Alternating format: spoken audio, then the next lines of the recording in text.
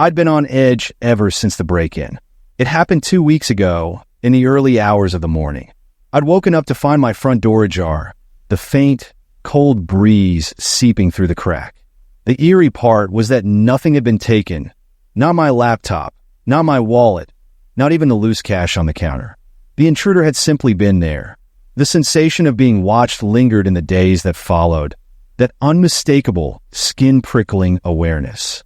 The police said it was likely a one-off, maybe a teenager looking for a thrill. But the feeling wouldn't leave, gnawing at me whenever I was alone in the house. So I installed cameras, small, discreet ones in every room, set to record every moment. It wasn't cheap, but the peace of mind was worth it. Every night, I'd check the footage before bed just to make sure. And every morning, I'd review it, reassuring myself that nothing had happened. Then, 3 nights later, I found something strange. I was reviewing the footage as usual when I noticed a shadow flit across the living room. Just a faint blur in the corner, barely visible against the darkened room, but enough to send a shiver down my spine. The shadow moved with purpose, a deliberate pace that stopped directly in front of my bedroom door before disappearing off camera. I rewound the footage, watching it over and over, but the image remained the same. The shadow was there, unmistakably. I sat there, glued to the screen, feeling the creeping dread twist in my gut. Someone had been in my house again. I went through the entire night's footage, my heart hammering with every second. At one point, the shadow appeared again, moving into the kitchen, standing over the counter where I'd left a half-empty glass of water.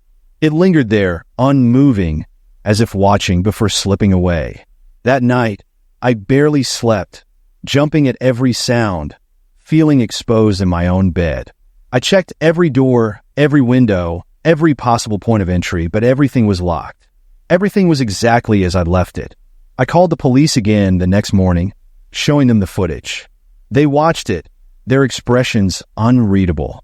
One of the officers, a tall, graying man with tired eyes, looked at me and said, "There's no clear evidence of anyone breaking in. Could just be a glitch in the camera." But I could tell from the way he avoided my gaze that he didn't believe it either. They took down a report, told me to call if anything else happened, and left. A few nights later, I was up late, unable to sleep, my nerves frayed from the constant fear of seeing that shadow again. I was about to head to bed when my phone buzzed. A notification from the camera app, motion detected in the living room. I felt a jolt of panic as I opened the app, the feed loading slowly. My hands were trembling, and I felt a cold sweat start as the screen came to life. There it was, the shadow, just a faint outline, shifting in the darkness. But this time there was something different. The shadow seemed to be facing the camera, a faint, unsettling blur that somehow conveyed a sense of eyes, of awareness. It moved closer, gliding almost soundlessly until it filled the frame, then stopped. It was standing only inches from the lens, a dark, indistinct figure that seemed to be studying me just as I was studying it. And then, almost as if in slow motion, it raised a hand and waved. I felt the bottom drop out of my stomach. My entire body went numb, paralyzed by the chilling realization that whoever, or whatever, this was, they knew I was watching. They wanted me to see them. The shadow drifted backward, disappearing into the darkened edge of the frame. But before it was completely gone, it did something that made my blood run cold. It reached out, picked up the glass I'd left on the counter, and tilted it to its mouth. The screen cut to black. I couldn't breathe, my mind reeling, panic flooding my veins. The police wouldn't believe me. They dismissed it all as a glitch, a figment of my imagination, but I knew better. This intruder had been in my home more than once, leaving no trace but the faintest mark on my peace of mind. But that wasn't even the worst part. The next morning, when I summoned the courage to check the footage, it was gone. The entire recording was erased, leaving only a blank timestamp where the shadow had been.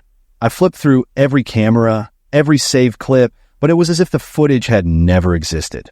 There was no proof, nothing I could point to and say, look, this happened.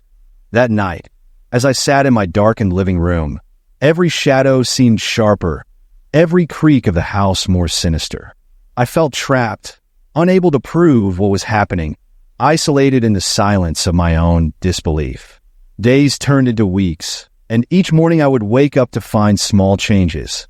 An open drawer, a slightly shifted chair, my own belongings rearranged just enough to let me know someone had been there. Each time, the cameras recorded nothing.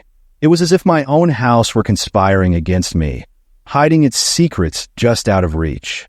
One night, as I lay in bed, something whispered from the darkness. I felt the cold brush of breath against my ear, a voice low and familiar, the same timbre as my own but distorted, warped by a chilling calm. "I see you two." I sat bolt upright, heart racing, but the room was empty. The shadows lay still, silent. But I knew they had been here all along. And every night, even now, I hear that voice, soft and steady, like a heartbeat in the walls. I moved out a week later, left everything behind. But sometimes, when I'm alone in a new room, miles away from that house, I feel a shift in the shadows, a faint whisper of familiarity. And in those moments, I know it's still with me. The watcher, the shadow, the quiet observer I can never quite escape. After a messy breakup and a job I couldn't stand, I'd found this little apartment in the city. Small, yes, but it had charm. Crown molding, vintage fixtures, and a cozy balcony overlooking the bustling street below. It was everything I'd wanted, a chance to finally feel like my own person. The first few days went by smoothly. I was unpacking boxes, getting used to the creaks and quirks of the building, learning to navigate the steep, narrow staircase up to the third floor. I was just settling in, enjoying the feeling of solitude, a rare gift after years of roommates and constant noise. Then one night, I heard a knock at the door. It was late, nearly midnight, and I hadn't been expecting anyone. I hesitated, my hand hovering over the doorknob, before slowly opening it just a crack.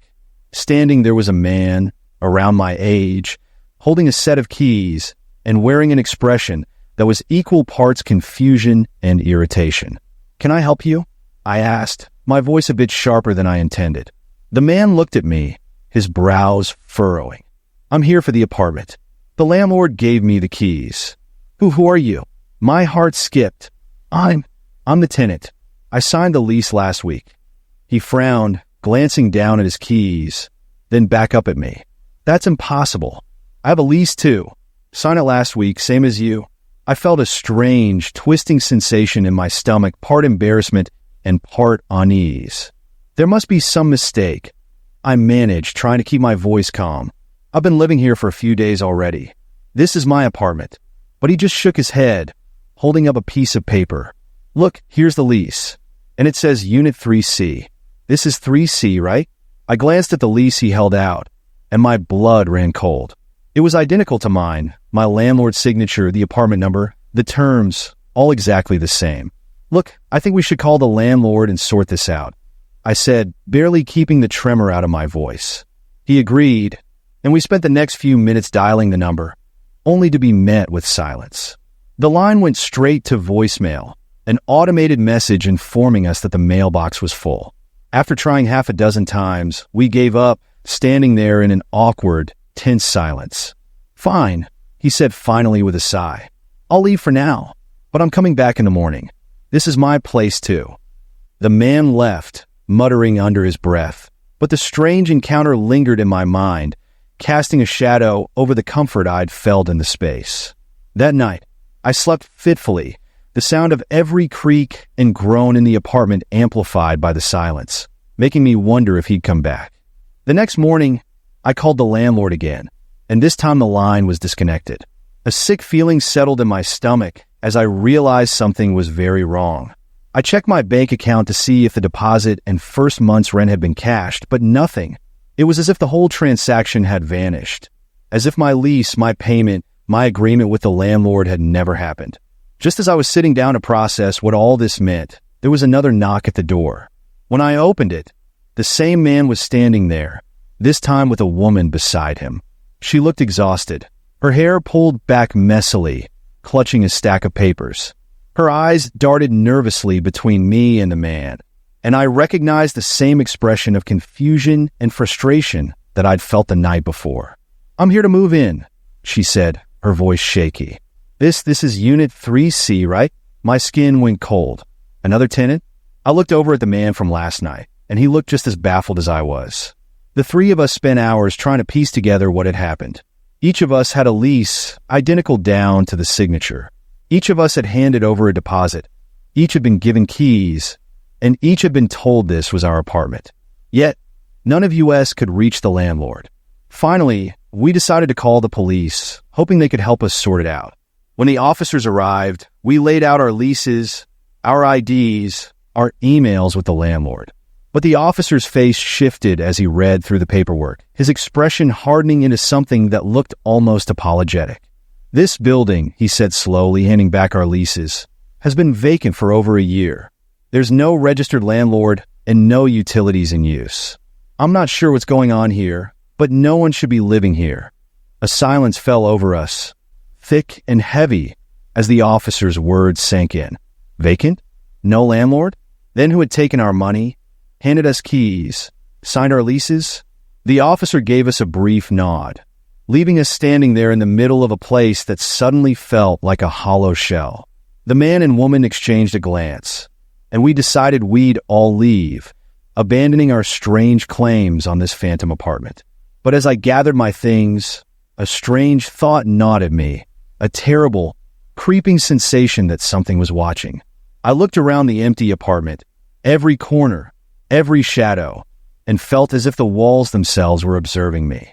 Just as I turned to go, I heard a faint noise, the soft click of a lock turning from somewhere inside the apartment. I froze, every hair on my neck standing on end, and turned slowly, my gaze landing on the darkened hallway leading to the back bedroom. There was no one there, just silence and the unsettling stillness of an abandoned place. I backed out, heart hammering, and left the apartment, closing the door behind me for the last time. The three of us exchanged wary glances before heading in separate directions, each of us leaving with the same uneasy feeling. A week later, I received a letter with no return address.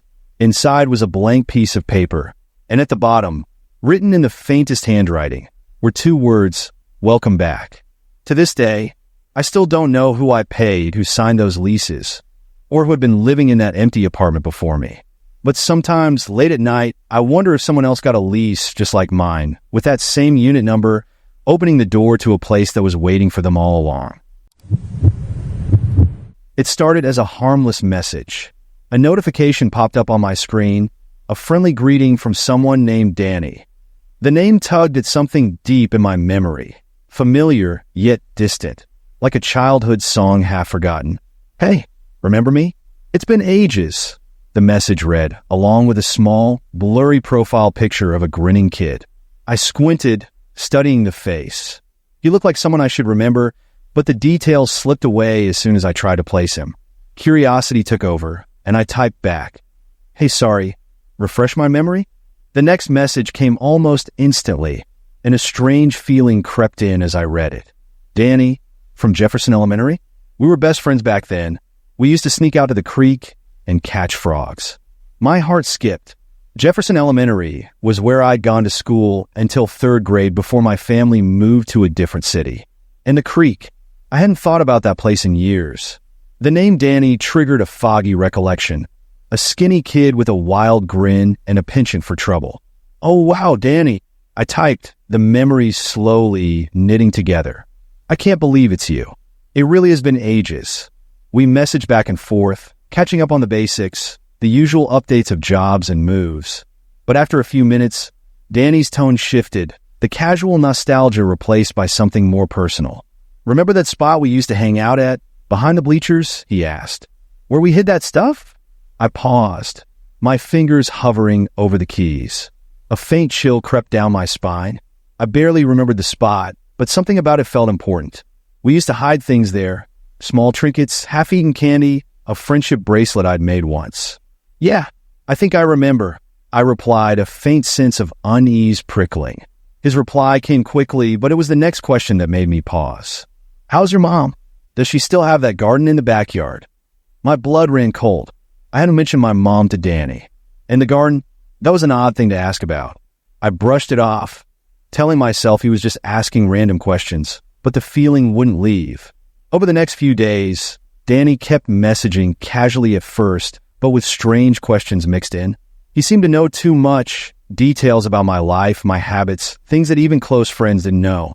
He brought up my favorite coffee shop, asked about the park I like to run in, even mentioned my old dog, Scout, who'd passed away when I was 13. Hey, how did you know all that stuff?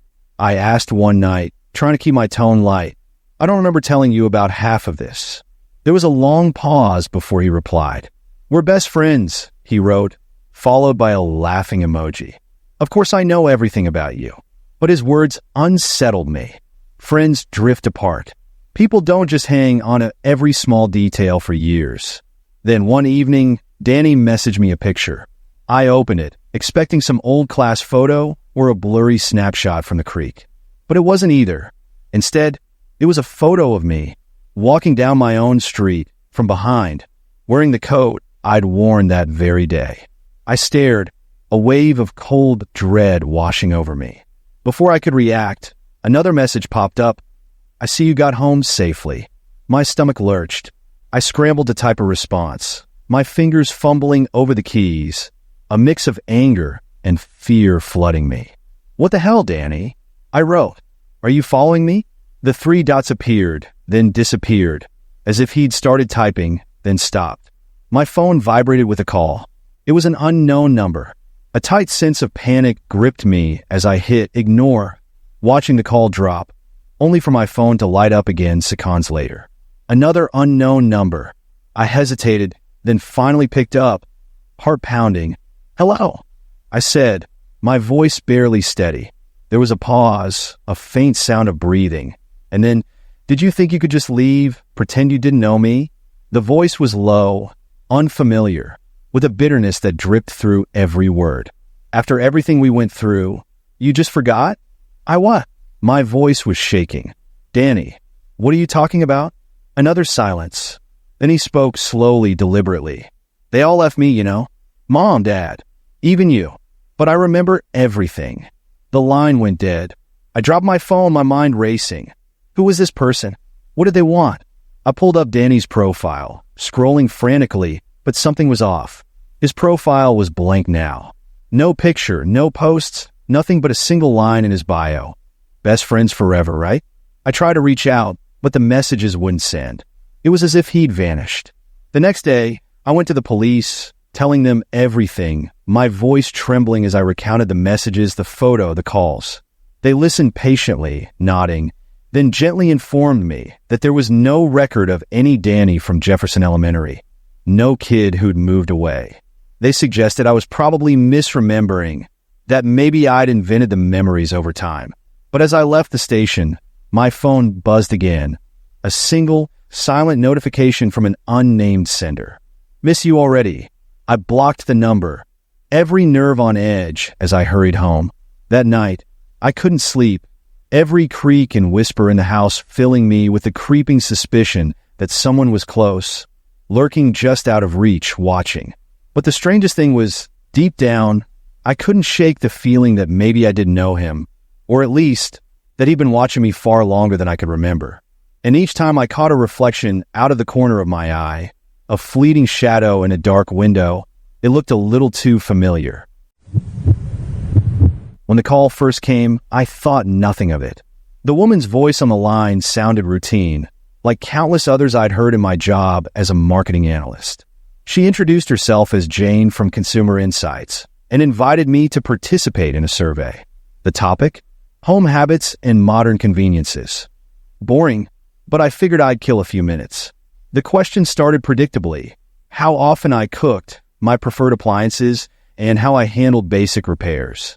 I kept my responses short, barely listening to the drone of my own voice. But then, she asked, would you describe the layout of your kitchen?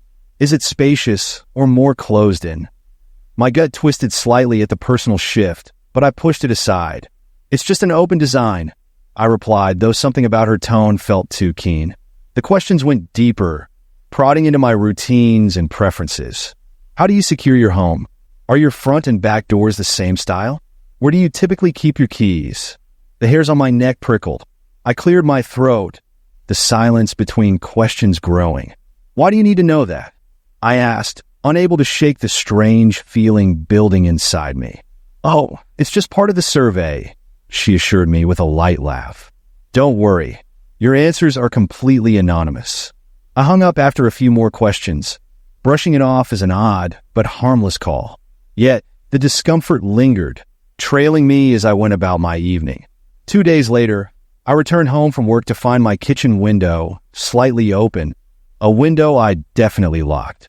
I dismissed it, reasoning it was probably my own oversight, and shut it tight. But the next day, my favorite mug was missing. Then a small keychain flashlight I kept by the door vanished. I felt my heartbeat quicken. Each little change became sharper, clearer, and my mind buzzed with unease. It was as if someone was peeling back the layers of my daily life, my comfort, testing what they could take before I'd notice. When the phone rang the next night, I didn't answer. The number flashed unfamiliar, and I watched the screen until it went dark. Something was very wrong. I decided to call the police. But what could I say? That I'd taken a survey that started acting out in my own life? As days passed, the small disturbances turned insidious. I'd find doors slightly ajar, footprints on the kitchen tile, faint impressions that set my nerves on edge. My breathing quickened whenever I entered the house, expecting, dreading, some new small thing disturbed, out of place. Then one night as I returned from a late shift, my heart stopped. The living room light was on, though I knew I'd turn it off that morning. I couldn't breathe, couldn't move. Slowly, I crept around the side of the house, peering into the window. My blood froze. There, on my couch, sat a man I'd never seen before, calm and composed, as if he belonged there. In his hand, he held a clipboard, and on it was my life. Every detail I'd shared on that survey, scribbled, mapped out. As I stood there in shock, he slowly turned toward the window. Our eyes met, and he gave me the smallest, most knowing smile. The first time someone called me Andrew, I ignored it. I was out for a walk when a stranger waved and called the name, but I barely glanced over. Must have mistaken me for someone else, I thought. Then a few days later, it happened again. A woman passed me outside the grocery store, smiled warmly, and greeted me as Andrew. She looked so sure, her eyes full of a friendliness that seemed to expect a response. I mumbled something, looking away. She was still smiling as I walked past her. A gnawing sensation crept into my mind as I walked home. Each step felt heavier, as if a strange weight had settled on my shoulders. This wasn't just some random coincidence. She'd recognized me, really recognized me, as if she knew details only someone familiar would notice. That night, I tried to push it aside. It was late when I finally relaxed on the couch, scrolling through social media to unwind. But as I skimmed through photos, I froze, my heart hammering. There, in a group photo from some friend of a friend's feed, was my own face, my exact face, grinning at the camera with a crowd of strangers. The caption read, "Good times last weekend. Can't wait for the next one, Andrew." My throat went dry, and my mind buzzed with a dizzying mixture of fear and confusion. That was my face, my exact features down to the faint scar on my chin. But I had never been in that photo. I hadn't gone out with these people, nor did I even know them. My phone slipped from my hand and clattered onto the floor, a sound that barely registered as I tried to make sense of what I was seeing. I scrolled back through the photo, searching for some clue that it was doctored, some trick of the light, but there was nothing. The man in the photo was me, wearing clothes I didn't own, with people I'd never seen before. I stared until my head ached, desperate to find a rational explanation. 2 days later, things got worse. I was walking through the neighborhood, trying to shake off the tension that seemed to cling to me, when I noticed someone watching me. He was standing across the street, his eyes fixed on me with an intensity that sent a shiver down my spine.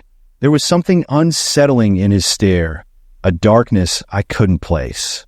I kept walking, but I could feel him following, each step in rhythm with mine. I finally turned around, my voice wavering as I demanded, "What do you want?" The man stopped, his face a mask of cold disdain. "You know exactly what I want, Andrew," he spat. A chill ran through me. "My name isn't Andrew," I managed to say, my voice barely a whisper. His lips twisted into a mocking smile. "Stop playing games. You know what you did? You took everything from me." His gaze bored into me with a seething hatred, and in that moment, I realized he wasn't just confused. He believed it. My skin crawled, and my mind raced, but my words fell flat, swallowed by the weight of his accusation. Before I could respond, he turned and walked away, leaving me stunned, a deep, uneasy emptiness sinking into my stomach. The following days were a blur of paranoia. Everywhere I went, I felt eyes on me, heard whispers just out of reach. Friends stopped responding to my messages, and colleagues at work would glance at me, then quickly look away. I started to wonder if I was somehow becoming this other person, slipping into a life I didn't recognize or understand. Desperate, I went to the police. I told them about the strangers who thought I was someone else, about the photos, the man who had followed me. But when they ran my ID, their faces shifted, their eyes narrowing in suspicion. One officer looked at me with a mix of pity and disbelief. "Sir, we can't find any records under this name. Are you sure you aren't mistaken?" My heart raced. "I'm not mistaken," I insisted, a sense of dread seizing me. I tried to show them my social media, my driver's license, my bank records. But with each passing minute, it became clearer that I had nothing.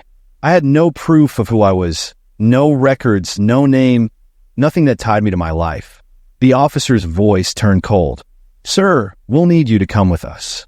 They took me to a waiting room, a stale, gray place where I sat under fluorescent lights for hours, my mind a whirlwind of fear and confusion. I wanted to scream, to tear the walls down, but I couldn't. I was paralyzed by the reality that my own life, the very fabric of my existence, was slipping through my fingers. When they finally released me, I stepped out into a world I no longer recognized. I was a stranger, invisible, erased from my own life. I wandered the streets, each face unfamiliar, each glance carrying a strange, distant recognition. As the sun dipped below the horizon, I realized with a sickening certainty that I was truly alone. Somewhere in the world, someone was living my life, wearing my face, and everyone else seemed to have accepted it. I had become a ghost, a hollow echo of someone who no longer existed. When we found the tape, it was tucked into a dusty corner of the closet, half buried beneath a pile of old moving boxes. The label was handwritten, faded nearly beyond legibility. Only one word stood out, scrawled in thick, frantic letters: confession. We had just moved in that morning, boxes scattered across every room of the house, the air still carrying the stale scent of vacancy. The place was old, an early 1900s craftsman style that had clearly seen better days. But we were thrilled, our first real home. Finding a tape like this, though, struck an odd note, something off-key in the harmony of fresh starts. I wasn't about to let it go. Curiosity clawed at me as I held the cassette in my hands. "Let's see what's on this," I said, trying to sound casual, but a part of me was nervous. My husband, Rob, shrugged, but there was a glint in his eye that said he was just as curious. We found an old cassette player in one of the thrift shops nearby and sat cross-legged on the living room floor, pressing play with a strange, expectant hush falling over us. The tape crackled to life with a hollow hiss, like a deep breath before a whisper. Then, a man's voice, a voice so calm it felt wrong, empty, each word cold and deliberate. "I've done things I can't erase," the voice began, clear but just barely trembling on the edge of emotion. "If you're listening to this, I suppose that means I'm not around to stop you. I wanted to document it, every detail." I felt my pulse quicken, an instinctual urge to hit stop, to erase the intrusion of this stranger's confession in our brand new home. But I didn't move. The man's voice continued, each word dropping into the stillness like stones into a dark pool. "It all started in the bedroom," he said. "That's where I first imagined it." There was a brief silence, punctuated by faint scratching sounds, like he was writing or scratching his own words out in real time. The bed faces the door that always creaks, even when it's locked tight.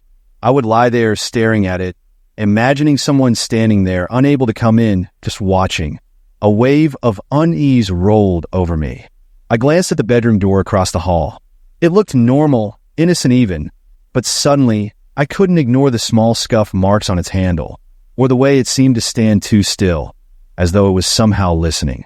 I started leaving doors unlocked. The voice continued, flat but steady, at first only in the daytime, but soon I left them open all night. I wondered how long it would take someone to walk in, how close they'd get before they realized what I'd set up. My breath grew shallow. The voice on the tape had this strange, lifeless quality, as if detached from the person speaking, drifting like a wind through empty rooms. Every instinct told me to shut it off, to throw the cassette out and burn it, but something made me keep listening, as if I needed to know where this story was headed. "And the basement," he said softly, almost reverently. "The basement is ideal. There are hooks in the walls, spaced just far enough apart for someone to stand with their arms outstretched. The walls muffle sound. It's as if they were built for that purpose, as if whoever laid those stones knew exactly what they'd be used for." My hand tightened around Rob's, my own pulse hammering beneath my skin. I wanted to stop listening, wanted to get up and go outside, let fresh air wipe the slate clean of this dark history. But the man's voice held me in place, some invisible tether that I couldn't shake. "There's an escape route too," he added, his voice softening as if sharing a secret with someone he trusted. "The attic. It has a hidden hatch near the eastern wall. Leads out to the roof and drops right down to the neighbor's yard. In case I needed to get out. Quickly." At that, I felt Rob's hand tighten in mine. We had been up there just the night before, sweeping away cobwebs and dust, cleaning the corners of the attic until it felt like ours. But we hadn't noticed any hatch. As the tape wound to a close, the man's voice grew softer, almost fading. "I know I won't be here much longer," he murmured, voice breaking just slightly. "Someone will come for me, just as I've always imagined. I'll hear their steps on the stairs, feel their shadow slip through the cracks in the door. And then we'll see who really belongs here." The tape clicked to a stop. A silence fell over the room, heavier than anything I'd ever felt. I glanced at Rob, his face as pale and disturbed as I felt.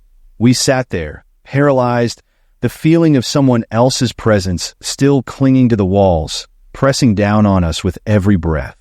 And then I looked up, toward the bedroom.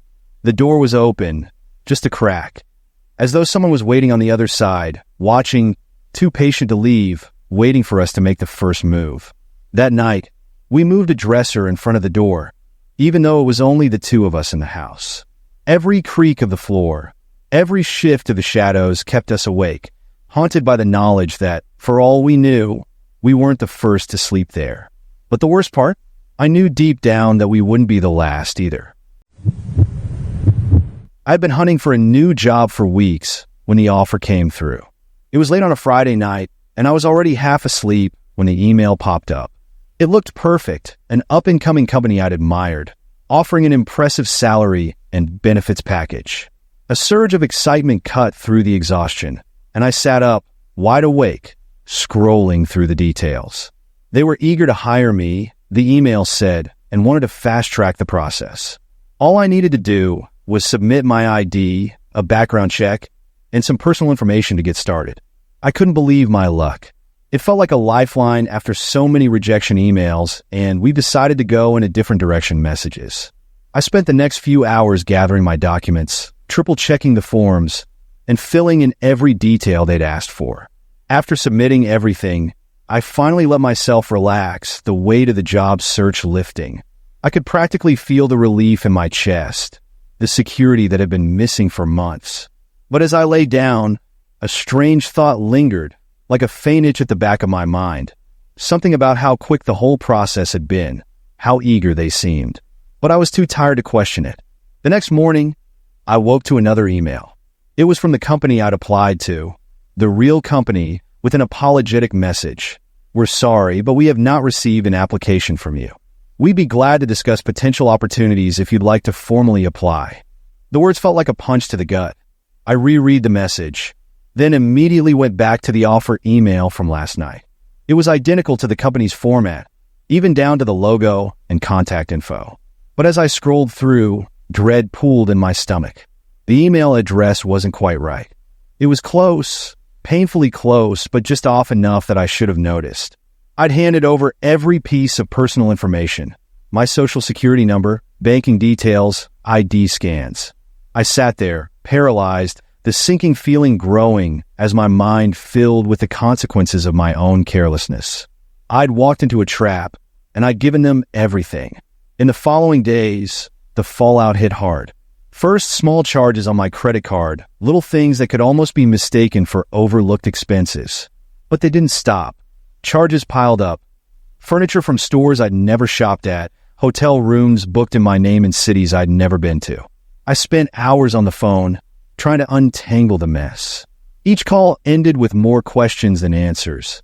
Every reassurance from customer service ringing hollow as another notification of a new charge buzzed in my pocket. But then, things took an eerie turn. A few days after the nightmare began, I noticed someone had started using my name, not just in my finances, but in life itself. My social media profiles, usually quiet, were suddenly filled with posts I hadn't written, images of places I'd never been. Friends and family messaged, confused, asking if I was okay, asking why I was sharing photos from some new adventure I hadn't told them about. My blood ran cold. I combed through the posts, each one unervingly tailored to seem like me, but off in a way only I would notice. The style, the phrasing, the choices of places, each detail was twisted, subtly wrong. It felt like watching a stranger wear my life, someone deliberately crafting a version of me I didn't recognize. Then the call started. Family and friends claimed I'd called them late at night, mumbling, barely coherent, and hanging up before they could respond. The first few times, I brushed it off, but as the complaints grew, a nauseating realization dawned. Someone was actively imitating me, digging deeper, reaching into every corner of my life. One night, just as I was drifting off to sleep, my phone rang. The caller ID showed my own number. My heart stuttered, a chill creeping over me as I answered, my voice shaking. I waited, listening, the silence on the other end stretching into something that felt like it was wrapping itself around me. Then, a faint sound, a slow, deliberate breathing, filled the line. Each breath sounded too familiar, the rhythm disturbingly like my own. I tried to speak, but my voice wouldn't come, my throat tight with dread. Then, finally, a voice spoke, soft and mocking. "Don't worry," it said, low and menacing. "I'll take it from here." The line went dead. Panic clawed at me as I checked my phone, scrolling through call logs, emails, texts, desperate to regain some sense of control. But every account, every piece of my identity seemed to be slipping through my fingers. Every message I sent was met with silence. Every account I tried to secure was locked, taken over, as if I were the one intruding on my own life. The next day, I tried to log into my bank account, only to find it wiped clean. When I reached out for help, the bank representative told me, with a polite but chilling certainty, "I'm sorry, but we can't verify your identity. It appears you've already accessed your account." They didn't believe me. No one believed me. I felt myself drifting, a ghost in my own existence, watching as my life was pulled away, piece by piece, replaced by something sinister and out of my control. Now, I live in a kind of half-existence, watching someone else walk in my shoes, someone who looks like me, speaks like me, but is not me. Every so often, I catch glimpses of their life, their social media, their friends, their memories, all so perfectly arranged, all so perfectly mine. And each day, I disappear a little more, replaced by this stranger I've unwittingly let in, until there's nothing left of the person I used to be. Every morning, I jog the same route through our quiet neighborhood, passing the same houses with their manicured lawns, the same half-asleep commuters waving as they backed out of driveways. My path took me past a large, weathered house at the corner of Sycamore and 3rd, hidden behind overgrown hedges and peeling paint. The house always felt out of place, as though it didn't quite belong to the rest of the street. The house was big, looming almost menacingly, with faded white shutters and an ancient wraparound porch that had definitely seen better days. But there was a kind of familiarity to it, a strange comfort in knowing it was always there, always unchanged. I had never seen anyone go in or out, and neighbors rarely mentioned it. It just was. Then one morning it was gone. I stood on the corner, gasping for breath, blinking as I tried to process what I was seeing, or rather, what I wasn't seeing. The lot was empty. Where the house had stood for as long as I'd lived there, there was now a gaping patch of dirt, the overgrown hedges replaced by a smooth expanse of grass. A sharp sense of unease settled over me. I scanned the area, hoping for some sign that the house had merely been torn down or moved, some sign of recent construction, or at least a few fallen branches or scraps of wood. But there was nothing, not a nail, not a single brick out of place, just a perfectly smooth, undisturbed lot. I turned to a neighbor across the street, Mr. Fallon, who was watering his flowers with the same glazed, half-awake expression I saw every morning. "Hey, what happened to the old house on the corner?" I called out, struggling to keep my voice steady. He looked at me with a confused frown. "What house?" I laughed, but it came out shaky, too thin. "The big one with the porch and shutters. It's been here forever." He shook his head, still looking at me as if I were the strange one. "There's never been a house there, just an empty lot." He shrugged, turning back to his flowers as though I hadn't just told him something was missing, as if nothing had changed. The unease tightened its grip on me as I jogged home, replaying the moment over and over, trying to convince myself I'd imagined the house. But it didn't feel like a mistake.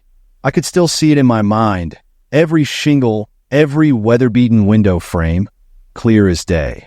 Over the next few days, I grew obsessed. I searched online for any records, old photos, something to prove the house had once been there.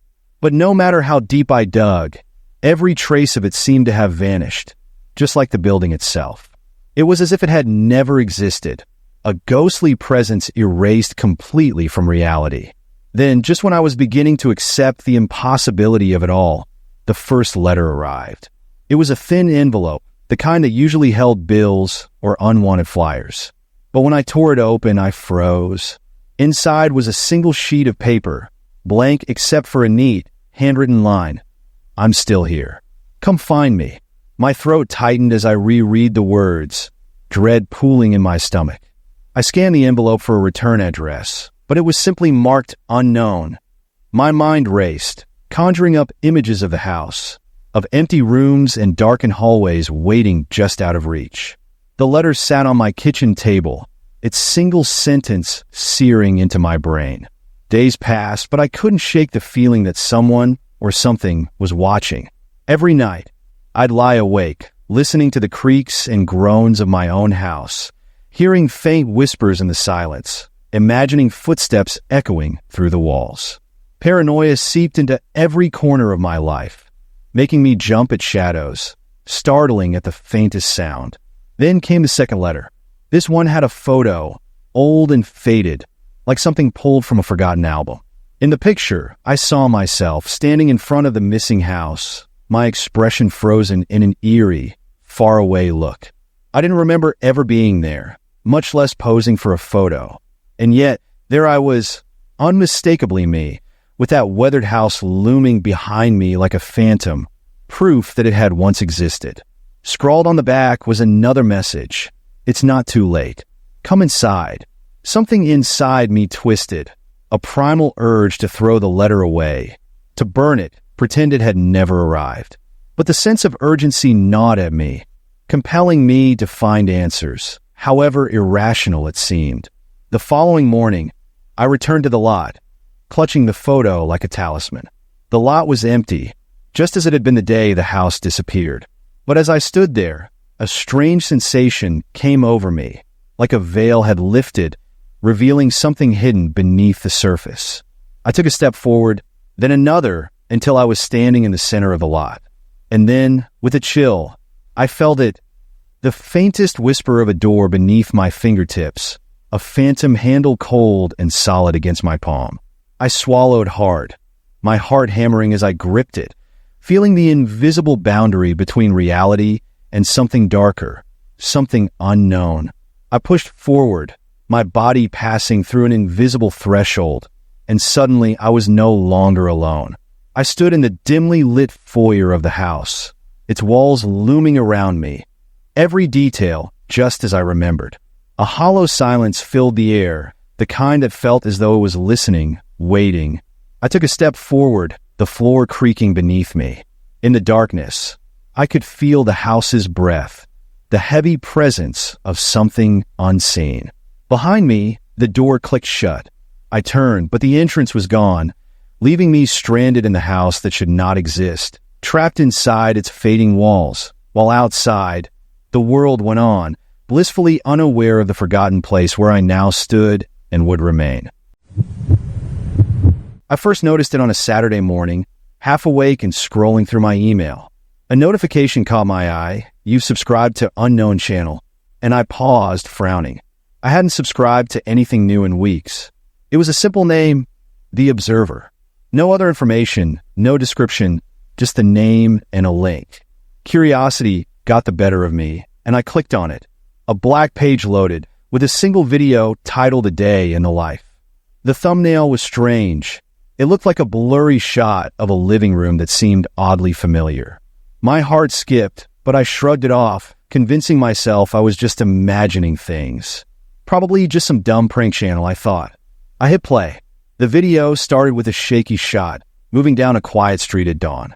There were no people, just the sound of someone breathing softly as they walked. I kept watching, my brows furrowing as the camera zoomed in on a house. My house. The view lingered on the front door for a moment, then panned across the lawn, past my windows, and up to my bedroom. The realization sank into my stomach like a stone. I scrambled to hit pause, but my hand froze, hovering over the screen. Part of me needed to see what happened next. The person behind the camera moved closer, stepping into the front yard, filming the windows up close. The footage was shaky, creeping along the side of my house, as though they were studying every detail.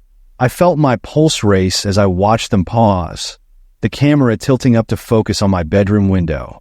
For a terrifying second, I thought I saw my own face staring back through the glass, but it was just a shadow. The video ended with a single lingering shot of my front door, close enough to make out the scratches on the old paint, every mark, every worn edge. There was no doubt in my mind. This person knew my house better than anyone had a right to. My stomach churned. I stared at the screen, the innocuous title, "A Day in the Life," taking on a sinister edge. I immediately tried to unsubscribe, but the option was grayed out, unresponsive. Frustrated, I went to report the channel, but it vanished, the page refreshing back to my home feed, as if it had never existed. No trace, no history of the subscription, nothing to prove what I'd just seen. I spent the rest of the day checking my doors and windows, telling myself it was just some creepy internet prank, that there was no way anyone would go to such lengths. But that night, I couldn't sleep. Every creak of the house, every distant car made my heart jump, convinced I'd hear footsteps outside. The next morning, another notification greeted me. Another video from The Observer titled "Another Day." Against every instinct, I clicked. This time, the camera was already inside my house. The footage started in the kitchen, where my coffee mug sat on the counter, half full, just as I'd left it the night before. The camera moved slowly, passing by the sink, the empty cereal bowl, my jacket draped over a chair. My breath hitched as I watched, feeling exposed, violated in a way I couldn't even articulate. Whoever this was, they had been in my house. They had been close enough to touch my things, close enough to see the details I'd forgotten myself. The video moved into the living room, showing the blankets on the couch, the book I'd left open. Each shot felt painfully intimate, like someone leafing through a diary I'd never meant to share. And then the camera turned toward my bedroom. I wanted to look away, but I couldn't. The camera panned through the doorway, focusing on my bed, my pillows, the faint outline of my form beneath the sheets. I felt my skin crawl as I realized the footage had been taken while I was asleep. I slammed the laptop shut, heart pounding, my skin prickling with a fear so raw it made my head spin. My hands shook as I dialed the police, my voice barely steady enough to explain. But they only brushed me off, saying I probably imagined it, or that it was some elaborate prank. "Check your locks, maybe change your passwords," the officer suggested, sounding bored. I spent the rest of the day pacing, checking every corner of the house, every dark closet, every empty room. But the emptiness only made it worse. I felt like I was being watched, a sensation that burrowed under my skin and wouldn't leave, even after I bolted every lock, blocked every window. But that night, as I sat in bed, staring into the dark, my phone buzzed. Another notification. This time, the video had no title, just a timestamp. Midnight, the exact moment I was watching it. I clicked, my hands numb, my heart a hollow thud in my chest. The screen stayed dark, just the faintest outline of my room, lit only by the faint glow of my bedside lamp. A few seconds passed, then I saw it, the shadow of a figure just at the edge of the frame, standing at the doorway. The camera slowly zoomed in, capturing every subtle shift of the shadow, every slight movement as it crept closer. I froze, unable to move, unable to breathe. The figure stepped forward, one slow, silent step after another, until they were standing at the foot of my bed. And then, in the dim glow, I saw the face. My face. The screen went black. I scrambled to turn on the lights, my hands shaking uncontrollably as I looked around. The room was empty, the door locked, everything still. But I couldn't shake the image from my mind. The face, my own face, staring back at me with a dead, hollow expression, like some twisted reflection watching from the shadows. The next morning, I threw my phone away, smashed the laptop, and left the house. But even now, whenever I walk down a quiet street or sit alone in a room, I feel a prickle at the back of my neck, a faint sensation of being watched. And every so often, I swear I catch a glimpse of a familiar figure, watching from the shadows, a perfect stranger wearing my face, silently observing, recording, waiting. The call came early in the morning, a voice crackling on the other end of the line.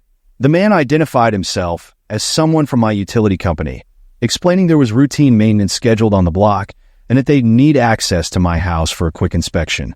He was polite, professional, but something in his voice had a rehearsed quality to it, like he'd practiced every word. Still, I didn't think much of it at the time. People came and went for inspections all the time in our old neighborhood. And it was a busy morning, so I forgot about it until the doorbell rang a few hours later. When I opened the door, a man in a navy blue jumpsuit, worn and a little too clean, stood on my porch, holding a clipboard and wearing a faded company logo I didn't recognize. His gaze darted around before it landed on me, his eyes meeting mine with a hollow friendliness that set me on edge. "Here for the inspection," he said a little too cheerfully. Before I could respond, he'd already stepped inside, moving past me with a kind of self-assurance that made me uncomfortable. I watched him as he walked through the rooms, his eyes flicking over everything, doors, locks, windows, more like he was assessing me than the house. He paused in the kitchen, his gaze lingering on the latch of the back door, his gloved hand grazing the countertop as if marking it. A strange unease crept over me. The questions I should have asked when he'd first arrived ran through my mind. What was his name? Where was his ID? Why hadn't I insisted on more details before letting him in? "Won't be much longer," he said, his voice breaking the silence, almost like he could sense my discomfort. He didn't look at me as he said it, his attention still fixed on the window locks, testing each one in a way that felt far too thorough for routine maintenance. When he finally left, the tension in the house seemed to lift, but something else took its place. An itch of doubt, a feeling that some invisible boundary had been crossed. I spent the next few minutes checking every lock he'd touched, every door he'd tested, as if I could erase his presence by retracing his steps. It wasn't until the next morning that I noticed something truly off. The latch on the back door wouldn't close, no matter how hard I pressed it into place. It was like someone had loosened it just enough to make it look secure, but keep it from locking. I managed to jerry-rig it with a twist of wire, but my mind kept circling back to the worker, to the careful, practiced way he'd moved around the house. I called the utility company to confirm the visit, half expecting them to say it was routine. But after a long pause, the representative told me no maintenance had been scheduled in my area. I sat there in silence, the reality of it sinking in. The man who had entered my house had been a stranger, someone with a key and a plan, someone who'd been there with a purpose I didn't understand. The next night, I barely slept. Every small sound, every faint creak, sent me bolting upright in bed, heart pounding, certain I'd hear the quiet click of a door opening. I double-checked every lock, every window, convinced he'd find a way back in. 3 nights later, the sound of a muffled thud woke me. I lay still, barely breathing, straining to hear through the darkness. It came again, this time closer, a soft shuffle like someone testing the floorboards just outside my room. My heart pounded, my body frozen as my mind raced through 100 scenarios, each one more terrifying than the last. A cold sweat broke over me as I remembered the broken latch on the back door. Had he left it that way on purpose? Had he meant for me to feel safe, only to come back when I least expected it? I slipped out of bed, heart racing, grabbing the baseball bat I kept in the closet, the weight of it reassuring in my grip. I crept down the hall, listening for any sign of movement, my pulse throbbing in my ears. Every shadow stretched too long. Every dark corner held the possibility of someone waiting, watching. When I reached the kitchen, the back door stood slightly ajar, a sliver of darkness cutting into the faint light of the room. I hadn't heard anyone enter, hadn't heard the faint click of the lock being forced, but there it was. The door opened just enough for someone to have slipped in unnoticed. I wanted to scream, to run, to bolt out the front door, and never look back. But some instinct told me to stay silent, to stand there in the dark and listen. And that's when I heard it, a quiet, deliberate scrape, like a boot dragging across the kitchen tile, barely audible, but unmistakable. Someone was in the room with me, waiting, testing how far they could go without being seen. My grip tightened on the bat as I edged toward the door, the air thick and suffocating, each step feeling like it brought me closer to something that shouldn't be there. My foot brushed against something soft, a cloth, crumpled and discarded just inside the doorframe. I glanced down, and my stomach twisted. It was the glove the man had worn, the one that had brushed over my counters and checked my locks. A symbol, a marker, left like some twisted promise that he would be back, that he'd already staked his claim in my space. I bolted, the bat slipping from my hand as I slammed the back door shut, locking it with shaking fingers. I ran to every door, every window, securing each one, terrified that any moment I'd see his face staring back at me through the glass. The police came an hour later, finding nothing but my story and the lone glove I'd left for them as evidence. They searched, assured me I was safe, that it was probably just a prank. But I knew, as I sat in the quiet aftermath, that the feeling of being watched wouldn't leave. That even if he was gone now, he had left something in that house, a shadow, a presence that clung to every locked door, every silent corner. Friends, please support my channel by subscribing and liking it. You are the best.